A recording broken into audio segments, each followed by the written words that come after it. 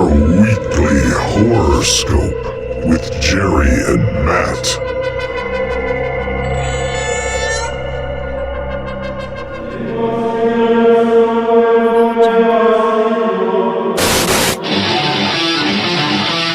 Hey, good evening, horror fans. Welcome to another edition of the Weekly Horoscope. I'm your host, Jerry, here with my partner, Matt. And Matt, this week we're going to look at creepy cults. And this is a really great category. As we started researching this, there's some classic movies that get into this category. One of the first I think of is like Rosemary's Baby, The Wicker Man. And there's been a lot of great modern movies that really go down this path. And it's got a deep and diverse psychology behind it, and that cult mentality can really lead you in a lot of different paths. So I think this is a cool category. What do you think about it? Yeah, I agree about the psychology element. Cults are fundamentally crippled religions where people are led by charismatic people or person or persons and given instructions on how to live their lives and adhere to certain rituals and require devotion. And at some point, there's misapprehension of the transcendent ideals, and that leads to very destructive behavior. And it always lends to a fascinating topic in horror. And I think that you can pull that line of logic and story for years and years and pull out lots of good stories that always kind of have some kind of social commentary to it. It's funny you say that, because one of the first notes I made is the lines between what people consider legitimate religions and extreme religions and cults. They all are very blurry, and there's so many common traits that trickle through. It's real easy to believe one thing and then wake up one day and find out your beliefs are cult-like. Yeah, it's ideology, right? Like where that ideology leads to. I wrote the same thing. I said that you can really split hairs about the difference between like the cults and like fundamental hobbyist groups, right? And religions. But I think what it really comes down to is how people are dictated to behave in their regular life. Mm-hmm. Right. Like if there's some kind of group that's dictating how you live your everyday life, I think it kind of starts to ascend to that cult-like status. Yeah, absolutely. Well, we selected a couple more modern movies for this topic, and I think they're both deep, they're both heavy, they're both psychologically laden. They're still very, very different. And our first film is a French film. It was a French-Canadian production.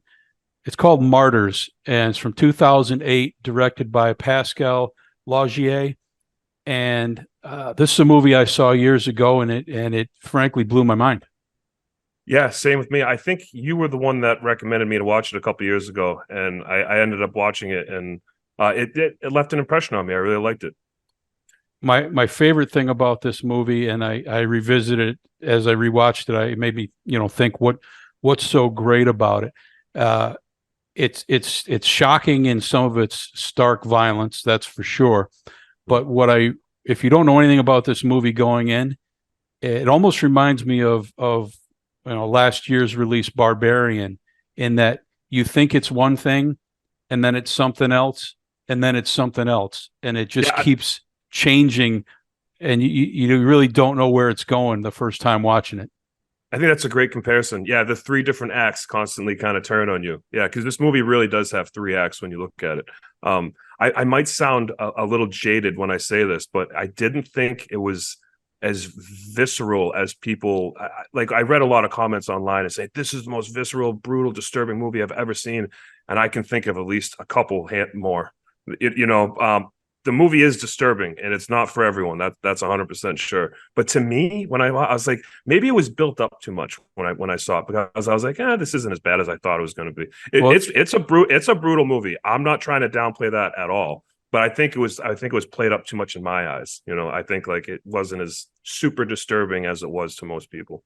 Well, and it's funny. There's one thing I immediately noticed. I watched this streaming, and it was the R version. And I know the first time I saw it, I saw the unrated version, and I definitely felt it was more hardcore. You know what? Maybe I just watched the R version myself because I watched the streaming, and that's possible that there was probably some stuff left out I forgot about. And it was the same story, but some of the some of the grotesqueness was maybe more shown in the unrated version. Yeah, that's it's possible that happened to me, and it probably left a second impression when I just watched again. Because again, I hadn't seen it in like maybe 2 years. So like 2 years have gone by. So when I just recently watched it this past week, maybe I watched a downplayed version of it. Yeah, it's possible. I know I did. I know I did. I was like, yeah. oh, I remember this part showed a lot more when I first saw it, but I think I watched still mine a on brutal Tubi. movie. Yeah, oh, very brutal, especially the end, the last scene. What happens to Lacey? Yeah, Yeah. that's vicious. Yeah. Yeah. So we start with a young girl. Lucy runs from an abandoned warehouse, and she's bloody, she's beaten, and she ends up placed in an orphanage and befriends a girl named Anna. And we see Lucy in the shower with her arms cut, and our first thought is, from her traumatic experience, this might be a suicide situation, but she's claiming that she didn't do it. And she also spends her life terrified. And there's a great night scene where they put a chair under the door, and she gets into bed. You can tell the girl is just petrified, and she is visited by a woman/creature who haunts her, and she'll like crouch and like sit over her like she's almost sitting on her chest, and they show her in glimpses, and she's ragged and cut up and bloody and almost demonic in her facial expressions. One thing this movie does really well is it leads you it really leads you into believing this is a supernatural thriller, right? Like there's some kind of demonic thing. You buy right into it. Like they tell the story well. Absolutely. It changes. Yeah. 15 years later, we see a family of four, and they're milling around the breakfast table, and everyone, it's just regular family interaction. Yep. Talking about school, kind of jabbing each other, eggs and bacon, right? Yeah. And there's a knock at the door. The door opens, and it's Lucy, and she starts blasting them away with a shotgun. No words. Just opens the door. Boom. Yeah. And she follows them around. She stands on the bed where she thinks the young girl is hiding, and she just shoots through the bed until, she hits the girl, and the girl runs out, and then she just shoots her from behind. It is just brutal, merciless killing. And that girl did a great acting job, because she did really well. She doesn't really have a lot of lines. She's just running away in fright, but like it's intense. Mm-hmm. It's really intense. Yeah, definitely. So she murders in cold blood these two parents and the two kids, son and daughter, and she calls Anna, telling her that she found them and that what she did, and then Anna's going to come to where she is and help her. So we've seen a supernatural element, like you talked about. It's kind of a demonic haunting movie. It's kind of a home invasion movie. It's kind of a revenge movie. At first it's a revenge movie, but later on, to me, I feel like it's a self-defense because you sympathize with this character towards it's another great arc that they have in the character development, because later on you're just like, yeah, I get it. While Lucy is waiting, she is again visited by the woman/creature, and she gets attacked, and she's beaten, and she's cut, with these just deep cuts in her arm, and it's very vicious. And she fights back, and she goes into a room and hides. And then when she opens the door to peek out, she gets stabbed in the hand. It's like relentless attack by this creature. Yeah. She runs out of the house, and of course it's dark and pouring rain, which is always a great setting for all the outdoor scenes. I thought the same thing. I was like, perfect setting. And she runs into Anna, who's on her way in, and she holds her, and she calms her down. Anna goes inside, and she sees the carnage, and the walls are splattered with blood. The floors are soaked in blood. It's just a mess. Yep.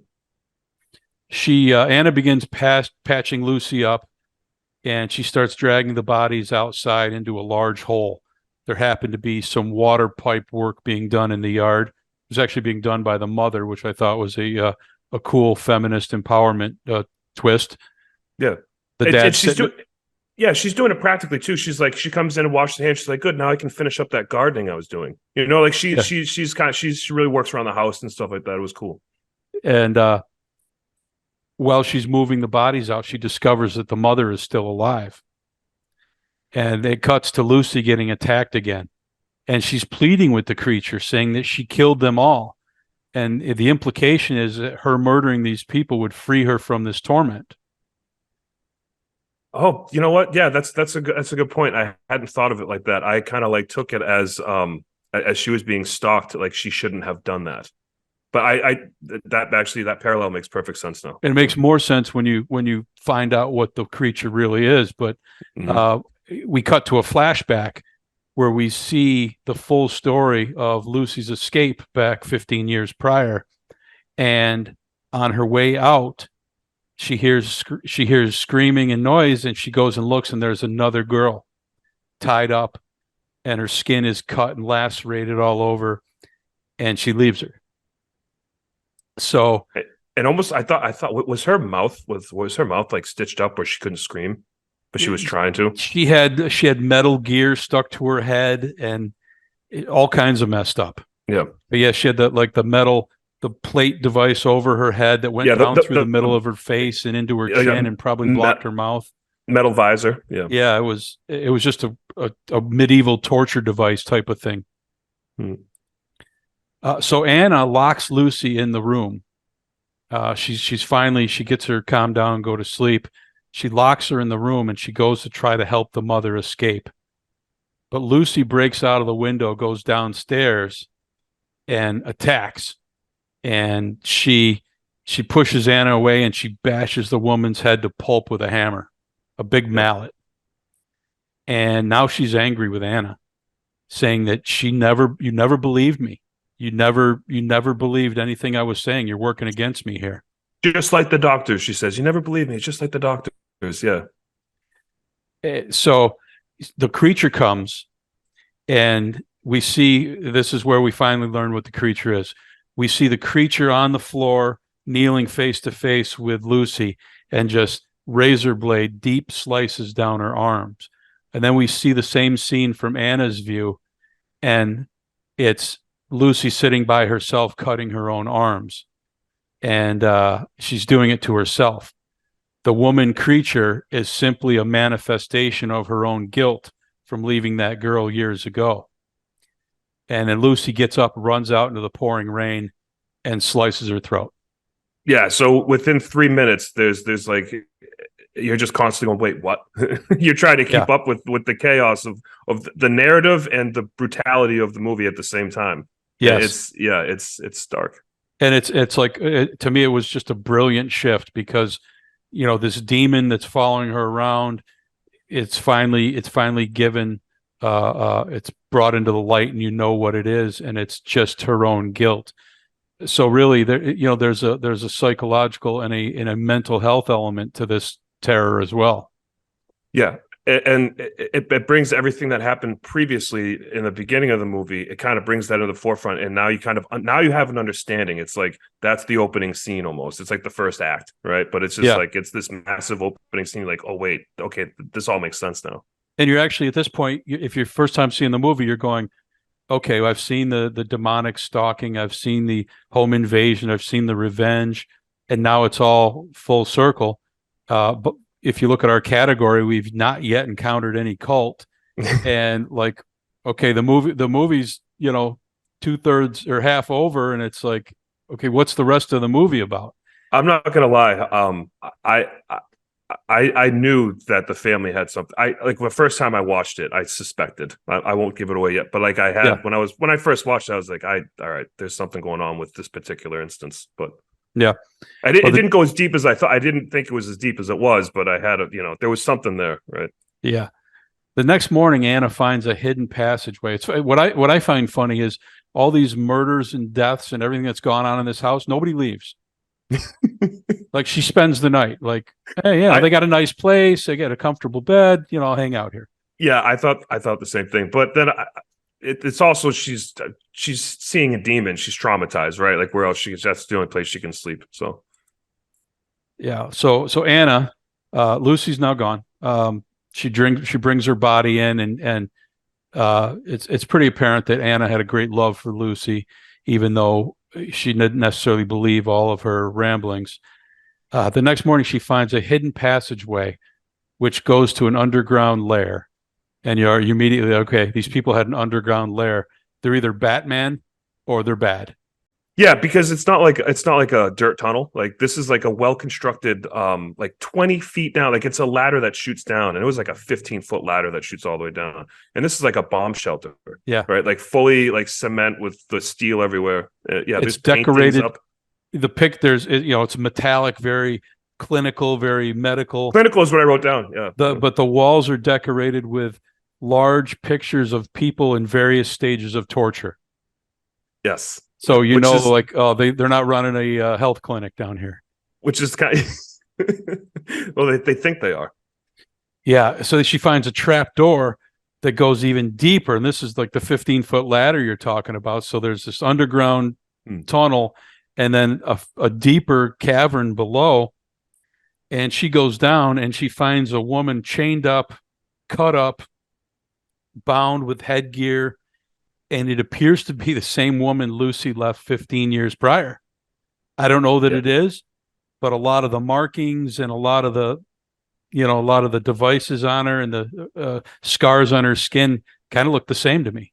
Yeah, and maybe she almost recognized her voice too. Like that's a good observation right there, because it's very possible that it is the same person. I mean, that would be interesting because she got away.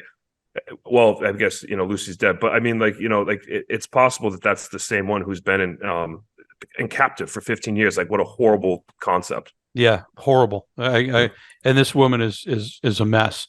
So Anna brings her up and tries to care for her, and she goes in kind of there's no humor in this movie, but in a slightly humorous scene, she comes back with like some alcohol wipes, and she wants to tend her wounds, and the woman's whole body is a wound. And she kind of just looks at it and is like, okay, there's not enough treatments here to possibly affect this woman. Yeah, she pulls a little back. She's like, I can't help you. Yeah. You know what? It kind of reminded me of the movie Seven, when they find the guy that was in the bed for years, and Morgan Freeman says this guy's brain was turned to mush years ago. He's just been kept alive. I had that same thought with these people that are kept captive. They're not even people anymore. Yeah. Right? Like whatever was left of them is gone, Yeah.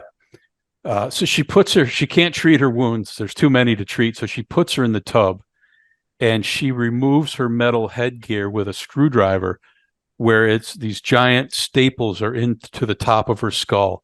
And she just has to pop each one out, and each one a fresh cascade of blood into the tub water. And pulls then she gets them all unhooked, and she peels it forward, and it seems to tear the skin off her face, and like an agonizing pain to removing this thing. And the tub is just pooled with her blood. And we see Lucy kind of come to the realization that, Anna come to the realization that Lucy was right. Holy crap. Yeah.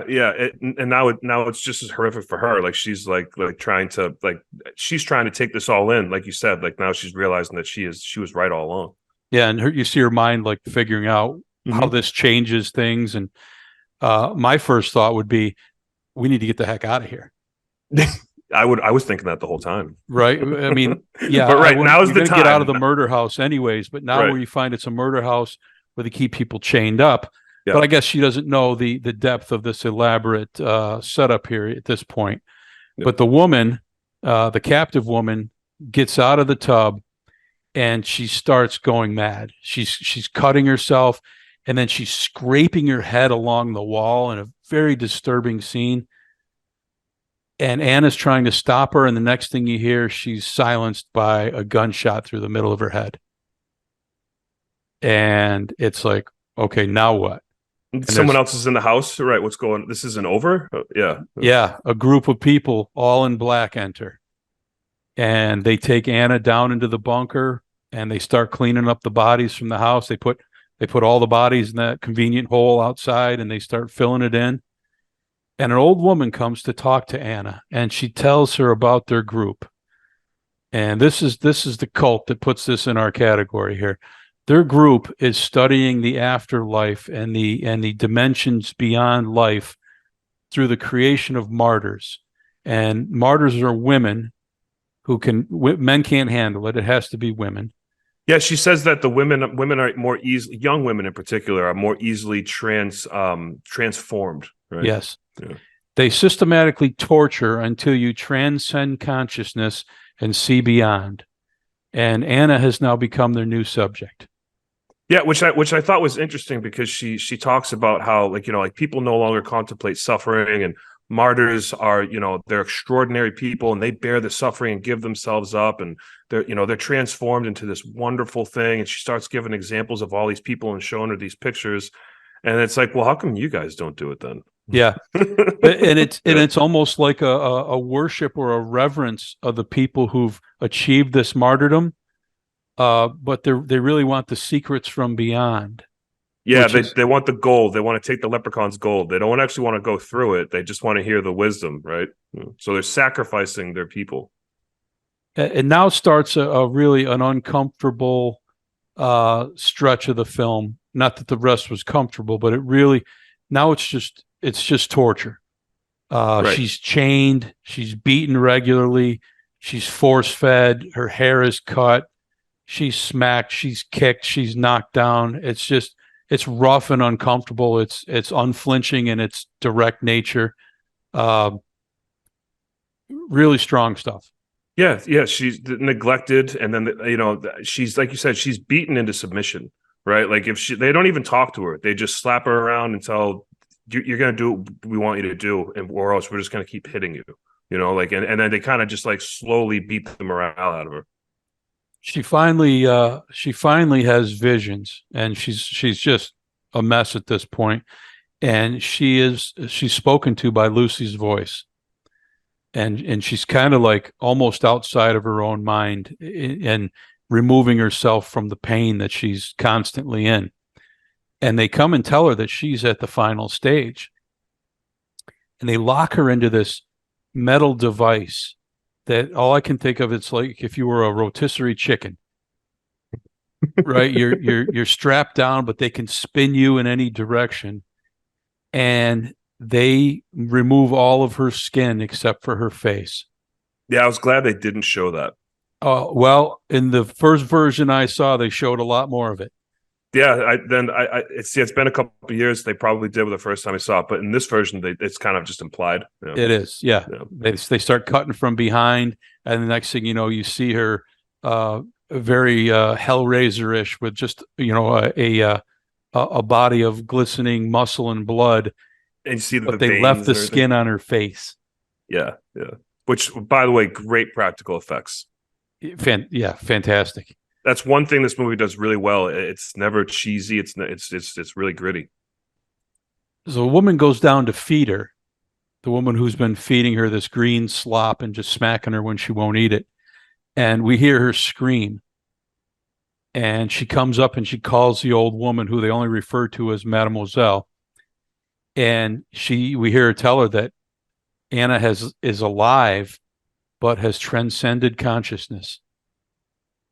So we see the group gathering at the house, the limos pulling up and all these people getting out to celebrate this fantastic event for their cult. Almost like that scene in Get Out, right? Where they're all of a sudden all the limos are coming in and everyone's coming in to see, like, Yeah, very, very good analogy. And it's almost like they're in awe of her and worshiping her very existence. It's such a weird disconnect from what they did to this person and then the reverence which they hold her in now. Yeah, well, they don't even treat her like a person, right? They're treating her like, like I said, it's this apprehension of the ideals has gone wrong, right? And it's she's not a person; she's just a thing to be sacrificed. And they've just come to behold its glory. So Mademoiselle goes to Anna, and she says, and she starts asking her, have you seen what's beyond? Have you been to the other world? And we see Anna whisper to the old woman. We don't know what she says. And the woman announces to her followers that Anna has been martyred and should be celebrated. And now we see more of the cult show up. Everybody's coming. Like it's here. It's happening. Yeah, they're all old, rich people. Yeah, of course. Yeah. And so the cult all gather, and it's like, they're all like sitting there in anticipation, waiting. And they're waiting for the old woman to share what she learned. And it's and we see Mademoiselle is up in the bathroom and she's preparing, and she takes off her scarf and she takes off her wig, and a male assistant comes to the door and asks her through the door. He says, did she tell you? And she's like, yeah, she did. And she's like, was it clear what she said? And she's like, yeah, it was clear. It was very clear, her intentions and what the message. And she in turn asks him if he can imagine what lies beyond death. And he says, no, I cannot. And she takes a handgun out of her purse. Again, they're on opposite sides of a bathroom door, so he can't see this. And she says, well, keep imagining, and shoots herself dead. Yeah. And that's the end of the film. And there's a lot of speculation on what the end means. Common theories are it was too bleak to share. The woman lost her purpose by now finally knowing what lies beyond. Or she finds out there is nothing, which renders her cult a complete waste and a failure, and people that tortured the group for nothing. That's my feeling. That's kind of where I go with it, because by not revealing, the cult could go on. But the ending is very much open to your interpretation. I'd love to hear what you think it means. I actually think that, well, there's two things that I kind of gravitate to, and they're both complete opposite. One is the one you had just suggested, where she basically says, there is nothing after this. You've been wasting your time torturing girls and people for no reason, and I'm going to tell everyone. I'm going to tell everyone, right? And if you kill me before I get a chance to talk to these people, they're not going to like you either. So you're screwed, right? And so she probably goes, "Oh man, I'm in a pickle." You know what I mean? Let me just kill myself and let the cult continue doing what it's doing, and I'm just, or maybe she's going to rat me out. Like I have to kill myself. I kind of think that's what it was. Or there's the other, a fluffier version where she tells her something really great and she just can't wait to get there. Right? There's something really good after life, and you're headed right to it. You should just get there as quick as you can, and manipulates her into killing herself. Right? So yeah, it's one it would of those, make sense as a manipulation, maybe not as a reality. I find it hard to find a fluffy ending. Is anything? The tone of this movie is so not fluffy, but manipulates her into saying, I spoke with God and he wants to see you now. Yeah. You know what I mean? Like gets her to kill herself. I thought that'd be kind of cool. Like it just like God said, you're the one and he wants to meet you. You have to go in the bathroom and kill yourself and meet God right now. That's what he told me to tell you. And she's like, okay. And she gets her to go kill herself. I was like, that's because it's a revenge movie too, right? So I think that's kind of like the ultimate revenge. Like on her skinned deathbed, she's like, yeah, I talked to God. He wants you to go do this, you idiot. Yeah. You know what I mean? Like, and since you got to listen to anything I say, like go do this, go kill yourself. It is definitely very open to interpretation though. What do you think? The director refuses to bring any clarity to it. He wants people to make their own I love endings like that. Impression I love of what it was. Yeah, I don't want him to ever tell. I love the discussion behind it. What did you think? Yeah. And I do. I think this is, when I think of the French New Wave horror, there's three movies that come to mind: High Tension, Inside, and this. And I think it's, you said the practical effects are outstanding. It's very realistically portrayed. I think the acting is very, very good. I don't have one single scene I can point to where I thought people were, weak in their acting. Yeah. The cinematography is good. I just think it's a really good movie. My favorite part is, as I mentioned, that if the first time you're watching it, you don't really know where this is going, and it changes so many times. Yeah, I like the three acts. I like how it changes, it constantly changes on you, like you said. And I like how it doesn't overstay its welcome. This movie has great pacing. It doesn't feel too long. It doesn't feel like, oh, it ended kind of short. Like I think the pacing, it just kind of like hits it perfect. It gets right into the action right away. This movie doesn't mess around. Yeah. I don't think there's any unnecessary scenes. I think everything just flows. I mean, yeah, this is a terrific movie. Yeah, absolutely. So there's our first creepy cult. Our second film this week covering creepy cults is Midsommar from 2019, directed by Ari Aster. And this film is another deep and intense and violent and visceral, a really emotional roller coaster of a film. I really, really enjoy this movie. Yeah, this movie starts off to me with great dialogue. The first 20 minutes of the movie, I really like.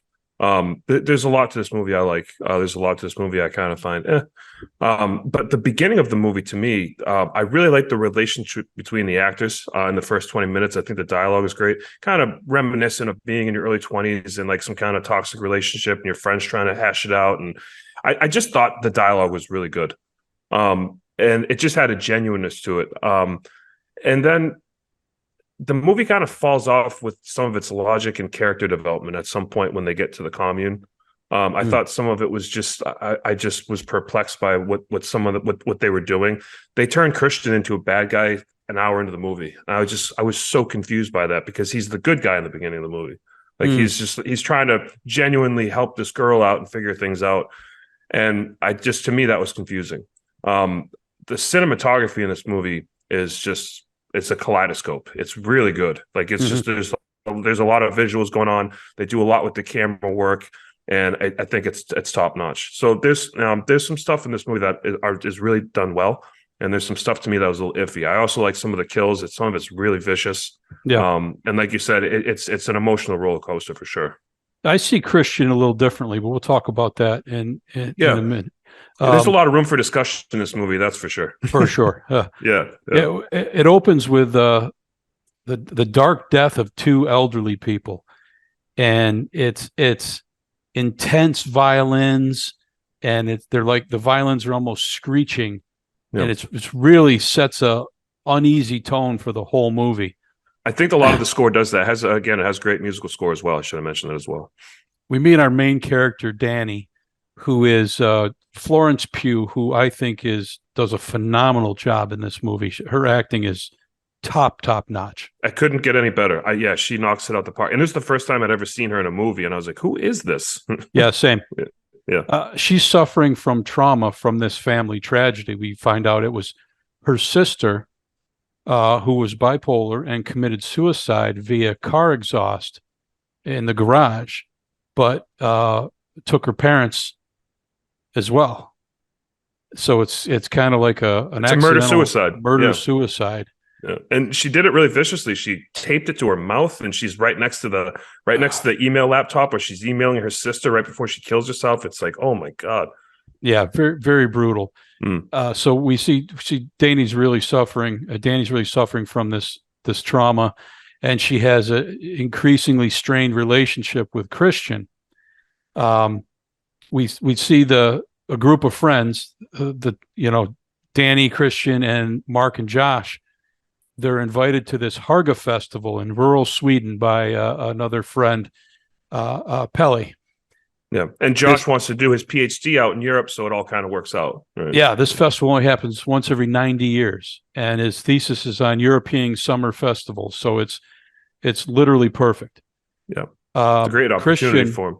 Christian was not planning on inviting Danny, and in fact was planning on breaking up with her until the tragedy in her family. So their strain is obvious, and he's kind of putting up with her, but she goes anyways. And there's a scene that is really telling, where she is crying with her head on his lap, and he's looking off into the distance, completely disinterested. And it's really telling about how he feels about her, and he just is almost emotionless in what she's going through, and he just really wants to be done with her.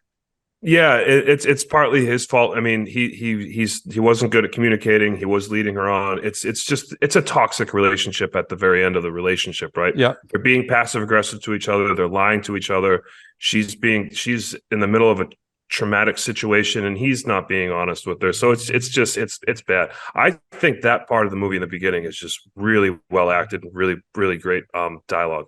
And it's very realistic. It's very realistic. It's very relatable. Yeah, it was very interesting.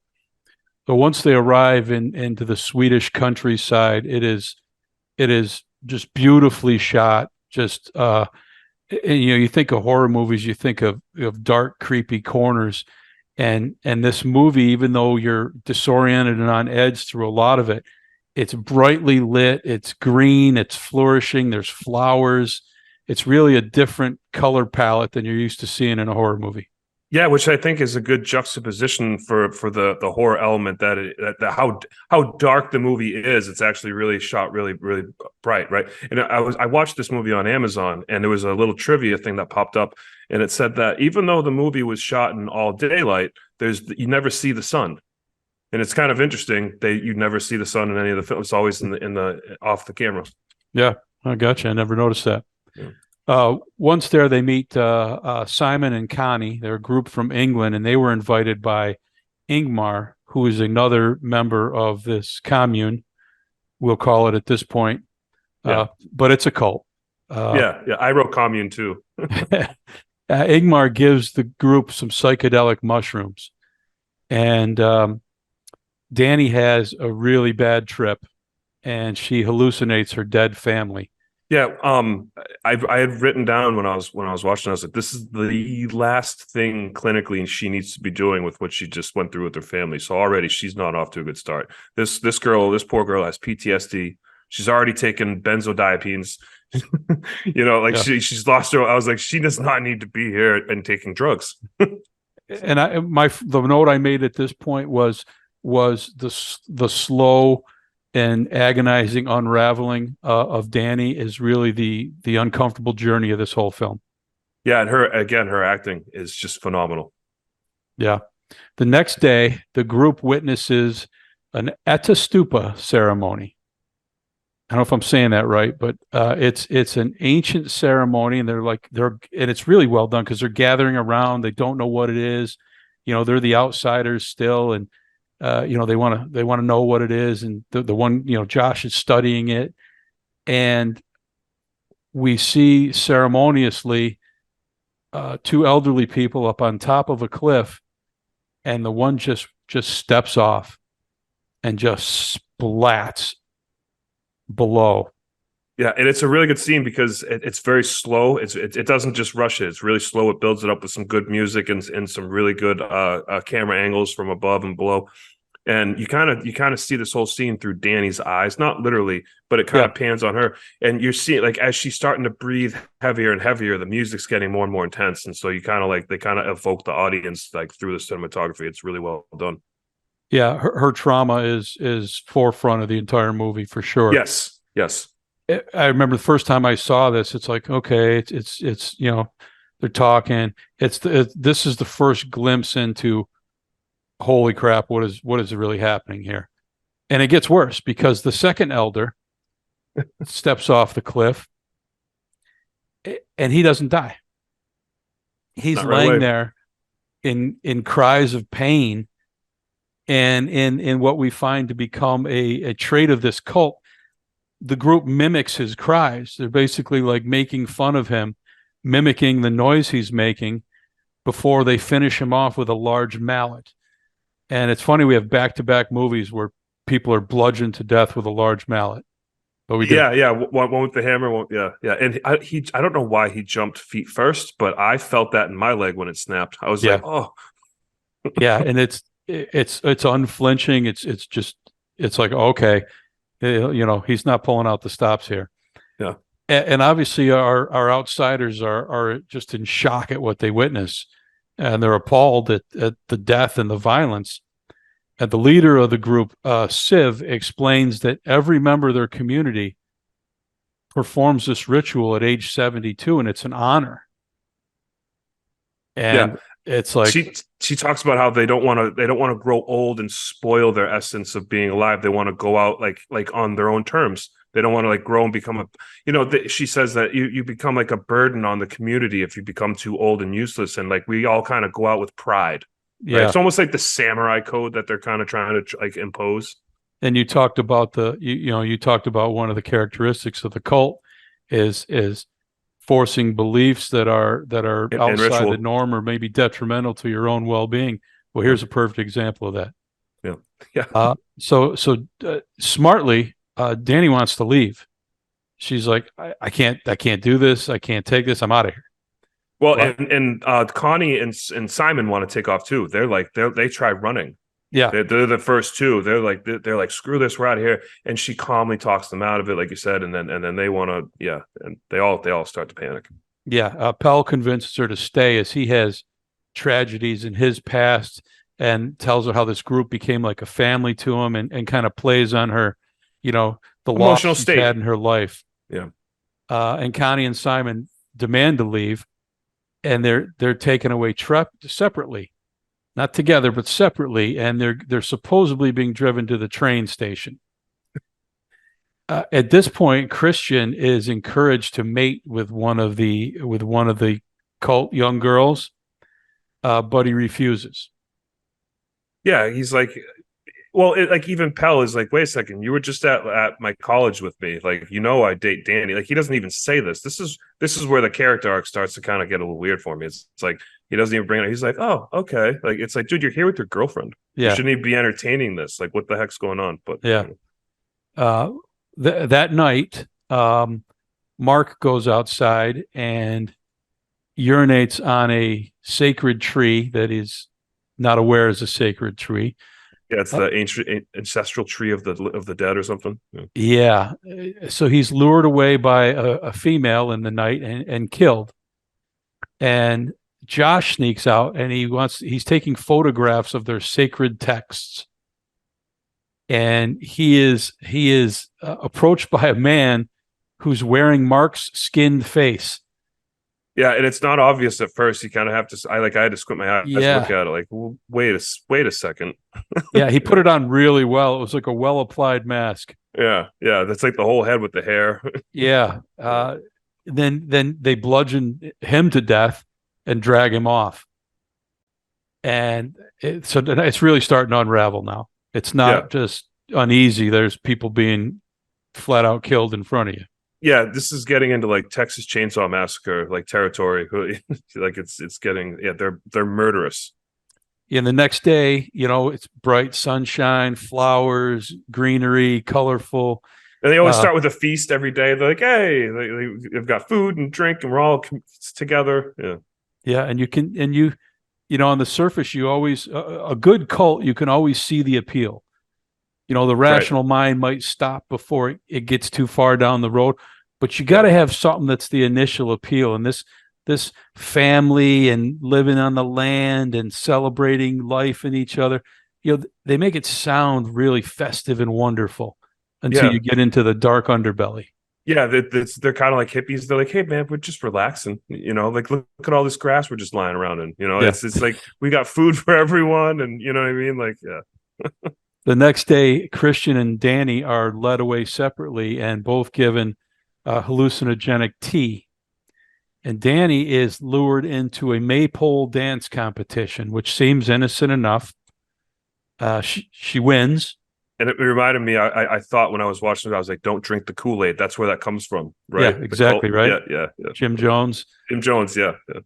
So she wins the competition, and Danny is crowned May Queen. Hey, good for her, right? She needs something positive in her life. Who would have thought? Christian, meanwhile, he's drugged, and he's forced to participate in a sex ritual with the young girl, Maja, that they wanted him to impregnate. She's a young female member of the cult, and this sex scene takes place with all the older women of the cult naked surrounding the two, and they moan in unison with the young girl. And we get back to the group always like mimicking and duplicating any emotion or sound coming out of a person. It's really weird. I'm not sure what Ari Aster's trying to. There's something he's trying to do, but he has the same scene in Hereditary.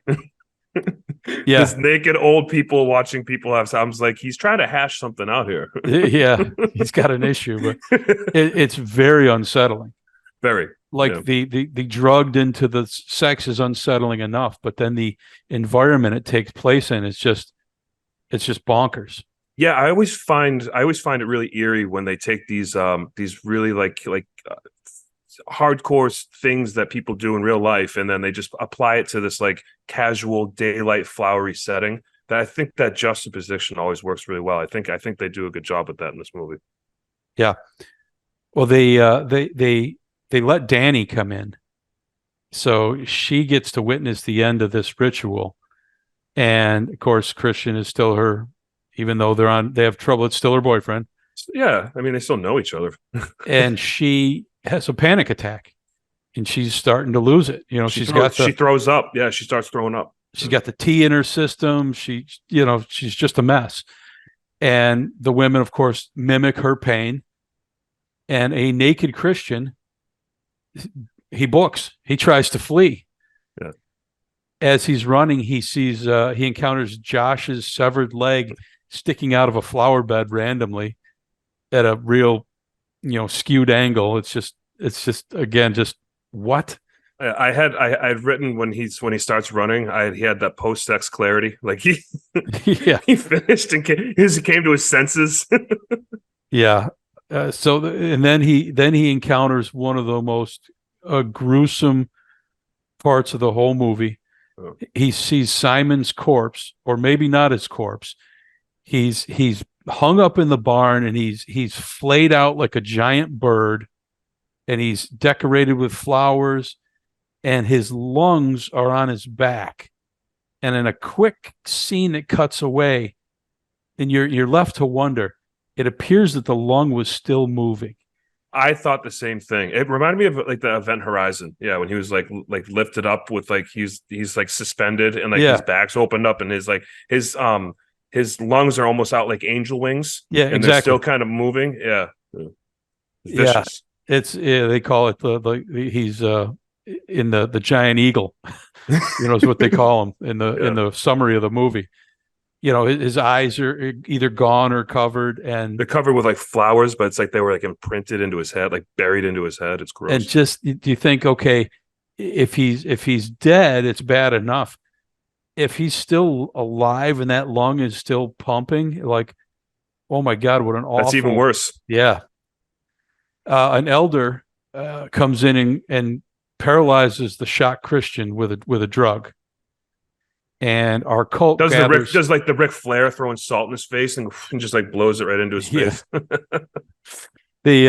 So our cult gathers for the final ceremony, and the leaders explain that they must offer 9 human sacrifices to purge the evil, and 8 have already been accounted for between people they've killed, the 2 elderly who perform the Ajastupa. They have 2 volunteers in Ingmar and Ulf, but the May Queen must select the final sacrifice, and the May Queen is Danny. And her choices are Christian or random commune member. And she chooses Christian, who's paralyzed but completely aware and alert. And just some of these scenes are just so weird, the visual imagery. He's stuffed inside a completely emptied brown bear's body and then put inside a wooden cage. It's definitely iconic, that's for sure. Like they definitely made a statement with that one, because I had never seen that in a movie before. And we mentioned early on, the Wicker Man, and this I think is a modern relative to that movie with some of the weird pagan ritualistic things they do. And of course, the Wicker Man ends with a giant wooden wicker man with a man trapped inside burning. So there's this very similar approach here, but the path is a lot different, but the end kind of culminates the same. Right. The volunteers, I found this interesting and horrific. The volunteers were told they're given a drug that they'll feel no pain through this sacrifice, but it's a lie. Yeah. Because when they're all set ablaze, the volunteers are screaming while being burned alive. Their pain very real. Yeah. Immediately when the fire hits them, they just start screaming. Yeah. And the cult, of course, mimics their cries of pain in their weird way that they do. And Christian and the others are engulfed in the flames, and Danny is sobbing at the awfulness of it, but she kind of gathers herself, and the last scene, she's cracking a smile. Yeah, it's very sinister. Very sinister. And her, the movie to me is about her journey. And is this the peace that she's sought from the beginning, from all her trauma? It kind of leads you to believe like she's in. Yeah. She wanted, well, like Pell was telling her earlier, like I lost my parents in a fire, and it makes you wonder at the end of the movie, like, did he go through the same thing? Do you Right. know what I mean? Did he have to lose his? Did they bring him over and his parents were sacrificed in the fire? I don't know, but he basically says that and says, but I say I didn't have to be traumatized like you. I had this commune as a family to help me, Yeah. and he's like, and that's why I've brought you here. And he says that to her, and so now I think it's kind of like you said, she's starting to realize, okay, this is where I belong, and she's also heavily drugged at this point right now too. So who knows? A part of me also thought that maybe she was smiling just because she's on hallucinogens. Like they've just been feeding her that lemonade the whole time. Yeah. So like maybe she's just drugged out of her mind. Like, whoa, dude, you know what I mean? Like she hasn't really come to it yet. So I don't know. It's I kind feel of like like, it's a little deeper, and I feel like her selecting Christian is symbolic of this because now she literally has no one. yeah, like you mean like no ties? Like it's all kind of like, Yeah, she yeah, lost her whole family. Even though they had a strained relationship, she went there with her boyfriend Christian and her friends. The friends are dead. Her family's dead. The only connection she has left to the existing world is Christian, and she chooses to sacrifice him. hmm. I think that that is symbolic of her accepting her place in the cult. Yeah, that's probably what it is. That's a good point. That's a good way to look at it. I hadn't looked at it like that before. But yeah, like she's kind of transforming through her trauma, right? And like kind of just like accepting this delusion, right? Like Mm-hmm. she's come fully delusional. Like I don't think she's worked it out healthily, right? No, Like for sure. she right. It's not a healthy transformation by any means. It's a very diluted, like, and she's now part of this cult that all does this, and maybe that's why they're all there, right? Mm-hmm. Like maybe they've all done the same thing where something traumatic happened to them, which I guess you could say is how people join cults, right? Yeah. Like people are susceptible to cults because something traumatic happened to them and they're looking for an answer, right? Mm-hmm. And so maybe everyone that's in that commune had the similar experience, and that's how they kind of rope you in. Yeah. A need that needs to be filled. Yeah. Yeah. This movie is I wouldn't call it scary. It's unsettling. It's unnerving. I think that's a great way. It's unsettling. Yeah. A It's lot of the a imagery too. Yeah. yeah. I think it's beautifully shot and beautifully acted. It's a psychological mashup to me of grief and relationships and trauma, and then it's interlaced with these pagan cults and these shocking rituals. It's very disturbing. Yeah, and it's disturbing, and it's also it's not.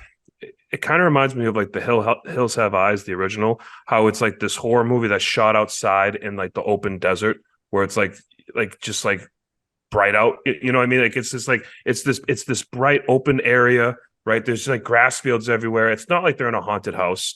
They're Mm-hmm. not like they're not in the woods at night. You know what I mean? Like there's just like this bright open air. What could possibly go wrong? Yeah, Like, and it's just horrific things that happen in the daylight, yeah. which which is interesting contrast in life because we always feel more safe during the day, Mm-hmm. right? Yeah, it takes this. Oh, if you just looked at a still, you'd say, "Oh my God, what a beautiful day! Is Girls that house, Little dancing on House the on the Prairie? I love this maypole." episode. Yeah. Yeah, it's just a wonderful day, and then all this horror takes place within it. I think both of these movies um, stay with you long after you're done watching them. They're the kind of things you just keep chewing over in your mind and thinking about over and over, and thinking about some of the deep meanings and messages that the movies send. I think they're both very well done. Yeah, and I liked Midsommar more the second time I watched it this past week than I watched it originally. It's actually a movie I enjoyed more. Hmm. The first time I was a little skeptical with some of it. I was like, wait a second. There was some stuff like what Christian he decides he wants to do his thesis on their rituals on the Harga. And Josh gets really mad at that. I mean, when I was in grad school, no one would have got mad. I just don't understand why he would have been mad at that.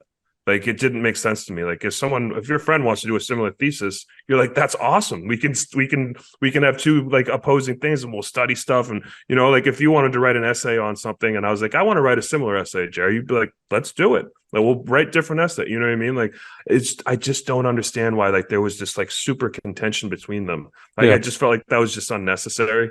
I don't Hmm. know. There was little teeny things, but I nitpick sometimes.